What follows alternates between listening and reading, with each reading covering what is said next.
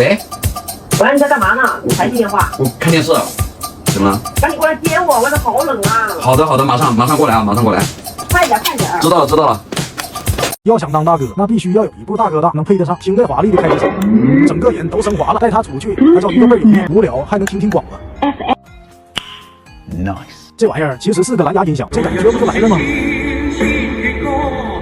？Later， 谁呀？搁这咬人亲吗？喂，吃饭了，我是有帅哥，哪里？马上到。好了，先不唠了，大哥吃饭。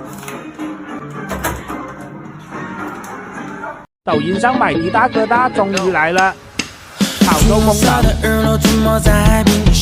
一键启动，可以接电话，可以放音乐，手握大哥大，走遍天下都不怕。我这是最新的仔，终于买下来，全款，感觉没必要分期，又不是没那个经济实力。